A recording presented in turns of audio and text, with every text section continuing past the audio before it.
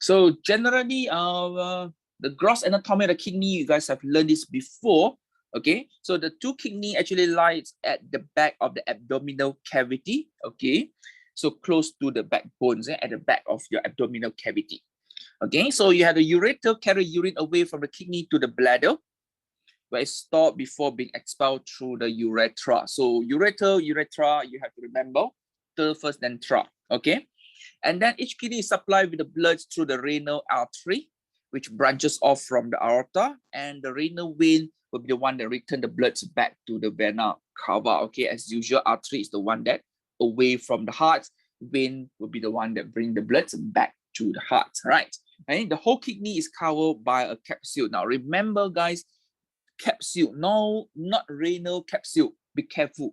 Okay, renal capsule means another thing. So be careful, highlight here, capsule. So means that this is the kidney, like something like the bean shape. So the kidney actually covered by a layer of the membrane. Oh, sorry. It's covered by a layer of membrane.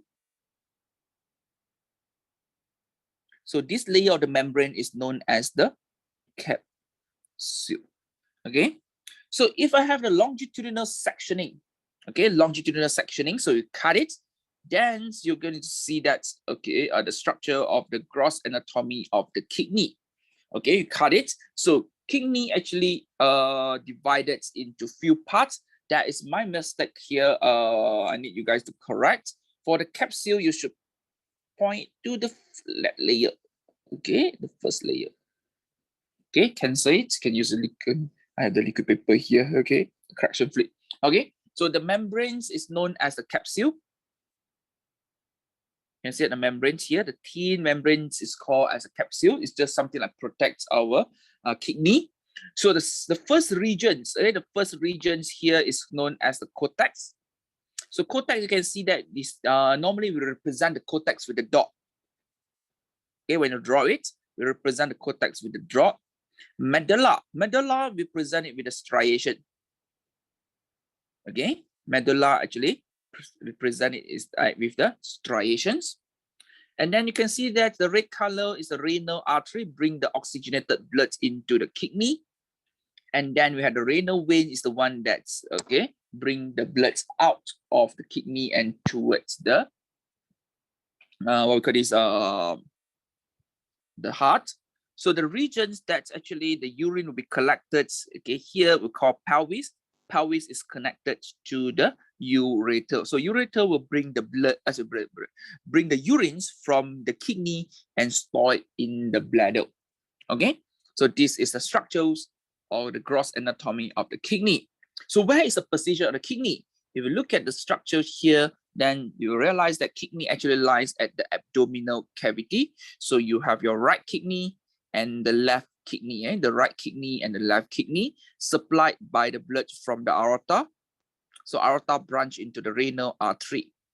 Okay, and then the blood enter into the kidney and then remove or move out from the kidney into the renal vein and then join to the vena cava. So the urines will be channeled to the bladder through this, what we call the ureter. And then from the bladder, okay, then when the urination process takes place, then the urines will be empty from the bladder into the urethra, and then you can have the urinations process. Okay, so this is the kidney. Where is the position of the kidney? At the back of the abdominal cavity. Okay, so we know that there are three main areas in the kidney, where we have the cortex and the central area called medulla, and the area where you're going to connect to the ureter is the pelvis. Okay, so each kidney is made up of the thousands of these tiny tubes, okay, structure called nephrons. Is what we call the functional units of the mammalian kidney. So if you look at this diagram now, okay, enlarge this diagrams. So you can see that the yellowish structure here, the yellow color structure here is known as the nephron. So nephrons are, okay, surrounded by the blood vessel. Can you see that? The blood capillary and blood vessel. So the first part of the structure here, you can see that, okay, like a cup, right? So this structure is known as the Bowman Capsule, right? It's known as a Bowman Capsule, okay, or renal capsule, where ultrafiltration is going to take place. So what means ultrafiltration? Ultrafiltration, basically, we want to filter out most of the solids from our blood plasma. So therefore, you have this structure called glomerulus, where is a capillary network, okay, allows the particle to move from this capillary into the lumens of the Bowman capsule. Can you see that? Okay, this is a glomerulus. This in the yellow color thing here is known as the Bowman capsule. So ultrafiltration takes place. So most of the solids with a particular criteria will be filtered into the Bowman capsule.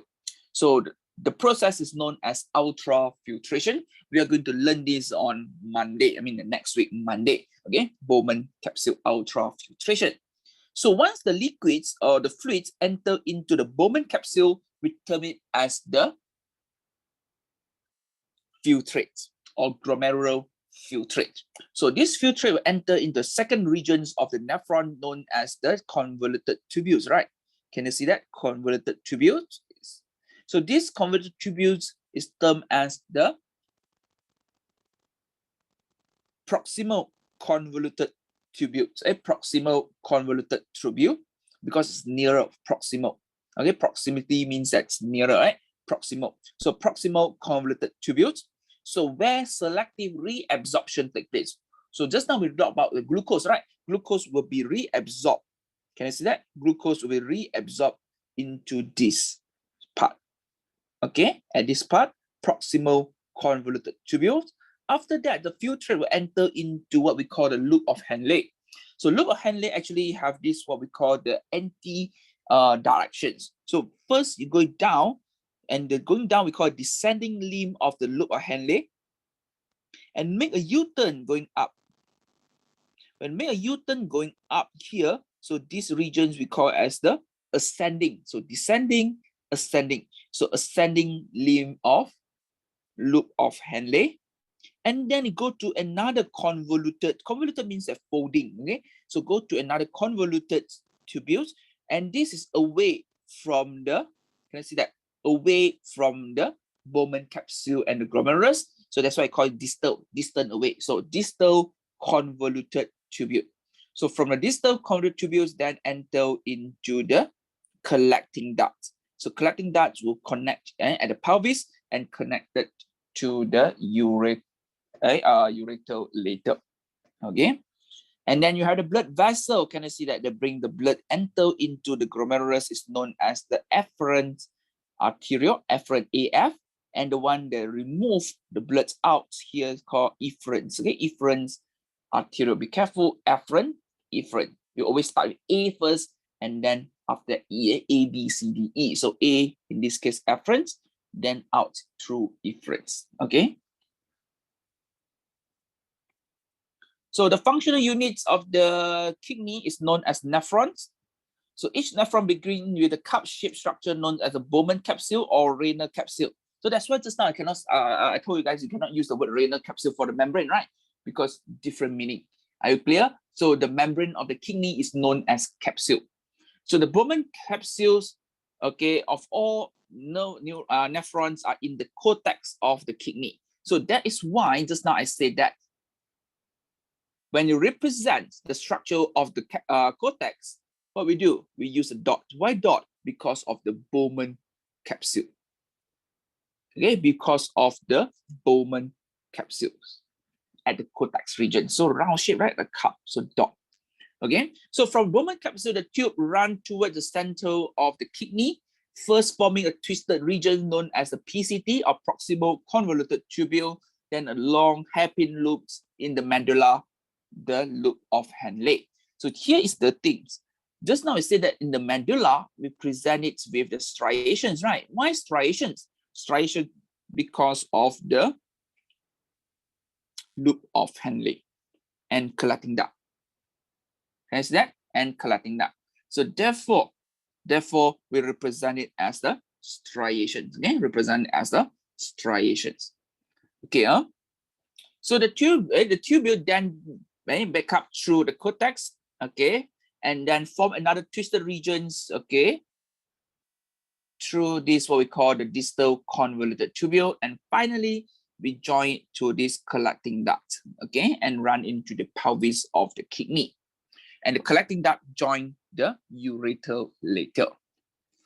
So blood vessel, each renal capsule is supplied with the blood by branch of the renal artery known as the afferent arteriole. Then you go through this capillary network called glomerulus, and after that you rejoin back to form the efferent arteriole.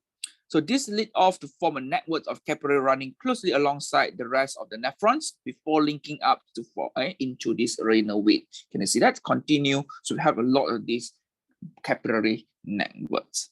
Okay. So this is the labeling. I missed out one of the label here. Okay, known as the glomerulus. Okay, glomerulus.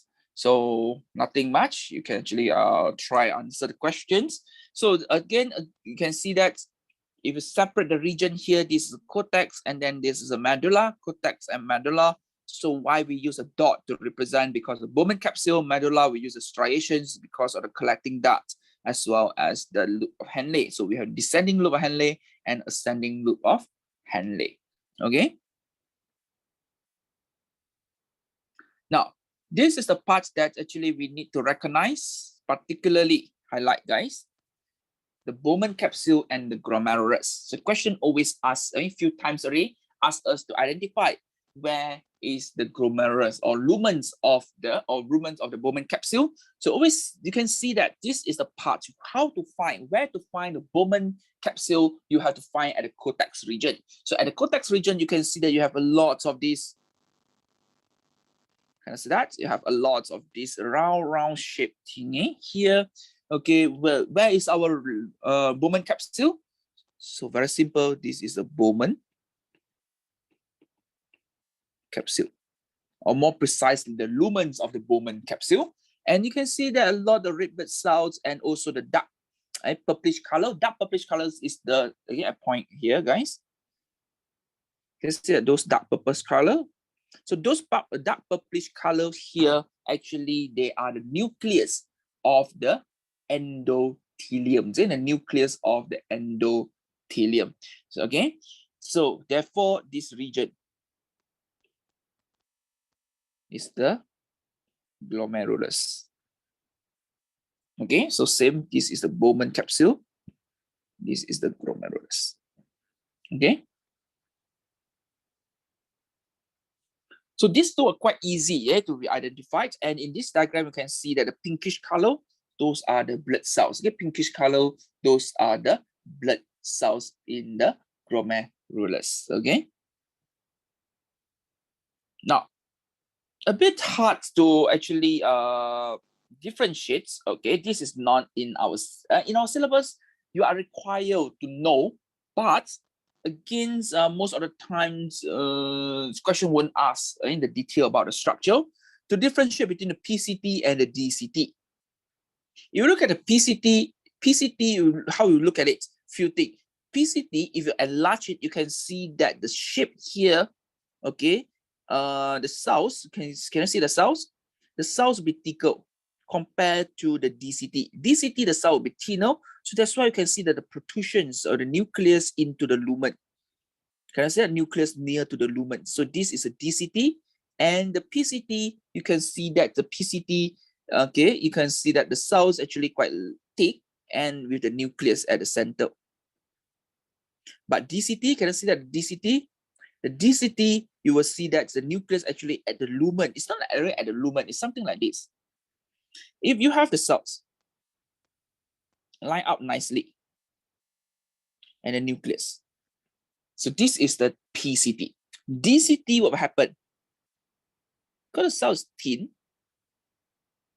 so nucleus like this. So it's, if you look at under the light microscope, it's as if the nucleus now at the lumen. You see that? So those are the DCT, distal convoluted tubule. That's one way to differentiate. Second way, you can see that this part is not clear enough. If you zooming into the DCT cells, you can see the brush border. Something like hair, right? Something like a hair, that one will be the PCT. Okay, so this brush border later when you learn it is called as a microvilli.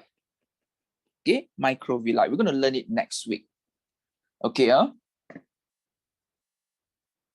then this will get it from the cortex region. If a medulla regions, then you get the collecting ducts or collecting tubules. Okay, collecting tubules or collecting ducts. So we call it as the CT or CD. So collecting ducts relatively can see that's larger, longer. Can I see that? The lumen collecting duct. Shape here is called loop of Henle. A loop of Henle. So where we can get the loop of Henle? At the medulla region. Okay, so where you can get a loop of Henle? At the medulla region. Okay, so you go back to this structure again, you can see that loop of Henle, even though the descending and the ascending, you can see the thick region and the thin region. So that's why in this diagram, you can see that, how come some thinner, some thicker? Thinner, thicker, because of the thin and thick regions, okay, of the loop of Henle.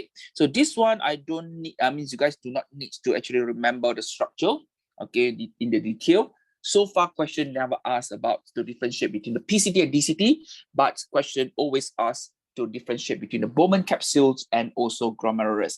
This is very, very distinctive.